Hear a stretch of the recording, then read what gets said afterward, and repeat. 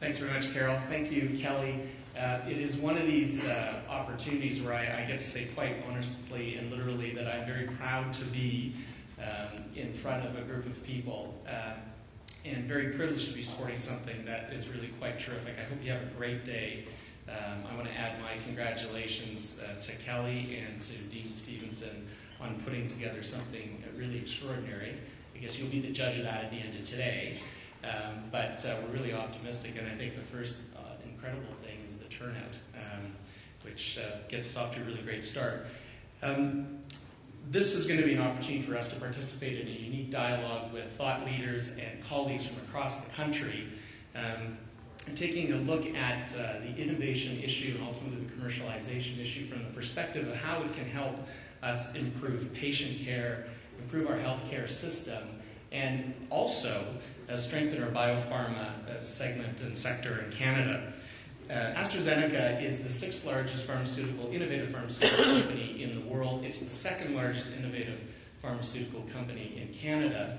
And it probably won't surprise you to hear that we spend a lot of time talking and thinking about innovation and commercialization, but maybe not in the ways that you might expect. First of all, of course, we have innovative medicines and vaccines to improve people's lives by treating and preventing diseases. But as I was saying to John Black earlier today, as many pharmaceutical companies are, we're increasingly looking at the importance of process innovation. In fact, the front page of the Financial Times recently talked about how our global supply chain incorporated the Toyota way via Rolls-Royce as we look to improve the efficiency and effectiveness of our supply chain.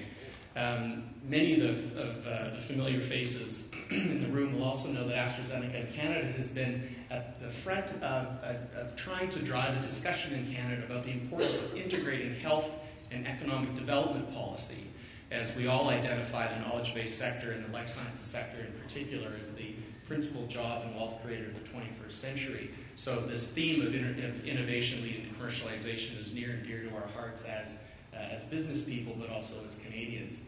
And you're going to hear from someone in a minute who is perhaps the best example in Canada of how commercialization can create jobs and wealth for Canadians.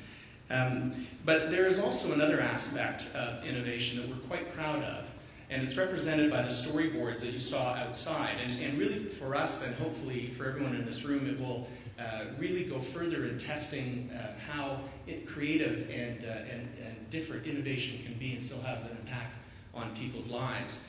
And that is the notion of social innovation. So those boards outside are the Beyond Barriers exhibit that are associated with our corporate signature program called Frontline Health. Frontline Health is not your traditional corporate Canada program. It's not your traditional pharma program. In fact, it has nothing to do with our products or what we do as a business. Instead, it is a corporate philanthropy program that shines the light on the heroes that deliver health care to those who are marginalized. And if you think of our country, you can imagine that people are marginalized because of where they live. They might live in the remote north or in rural Canada. They might live on Aboriginal reserves, but they can also live in the heart of our most highly concentrated population bases and be marginalized. They can live in downtown Toronto, downtown Vancouver, downtown Halifax, and because they've recently come to the country and their language skills aren't what they could be, or maybe they don't have the information, or maybe they're mentally ill, or maybe life has dealt them a couple of bad hands, but for whatever reason they don't get the kind of health care that they should. So those storyboards out there, and I really encourage you to go look at them, talk about the heroes that are truly innovative in delivering health care on a shoestring budget to people who need it the most.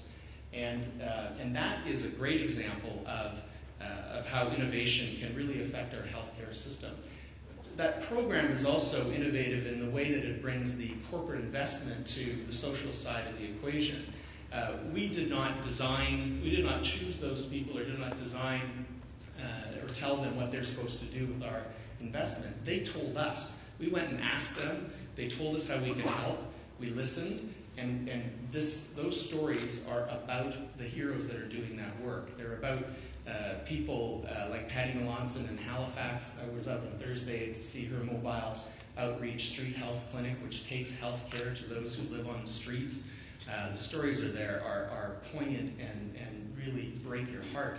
But that work that Patty does is incredible. Judith Ramirez runs an immigrant women's health clinic downtown. Same kind of thing. She's taking healthcare to people who wouldn't otherwise get it. So that notion of innovative partnerships and true collaboration, really advancing the effort of the healthcare system and patients' interests is very powerful to us, and a reminder of how innovation comes in different ways. But at the core of innovation really lies the notion of partnerships and meaningful collaborations. And I get the real pleasure of introducing someone, as I said, who represents perhaps the greatest example right now of how innovation leading to commercialization can bring jobs and wealth to Canadians. And that's Jim Balsillie from RIM. But I'm going to tell you a little bit about Jim that is maybe not as well known. The part you know is Jim is the founder he's the co-CEO of Research in Motion, and obviously the truly innovative BlackBerry wireless solution is something we're very familiar with and is a great example of innovation and commercialization. But Jim is also the founder and co-chair of the Center for International Governance Innovation, and his endowment in 2002 allowed a group to come together to identify and develop ideas for global change. How's that for a mandate? It really is an example of how, and I have the feeling Jim would be the first one to admit it, the good fortune that's come to him by his hard work and innovation on the commercial side has allowed him to give back to the community and the country in which he lives. So CIGI works to support research, foster exchange across disciplines, and provide informed advice to decision makers on multilateral governance issues. But in addition to CIGI, and I have to read this so I make sure I get it all, it's an incredible list. Jim's the founder of the Balsillie School of International Affairs, the founding chair of the Canadian International Council, the founding donor of the Perimeter Institute, which I know is familiar to many of you, the Perimeter Institute for Theoretical Physics, and a patron of the Grand River Hospital, where his gift established a new cancer care center. So I am very pleased to be able to introduce someone that has shown Canada what it means, how powerful innovation and commercialization can be, and how powerful a reinvestment into the community and the country can be for all of us. So it's a great pleasure I introduce to you Jim Balsillie. Thanks.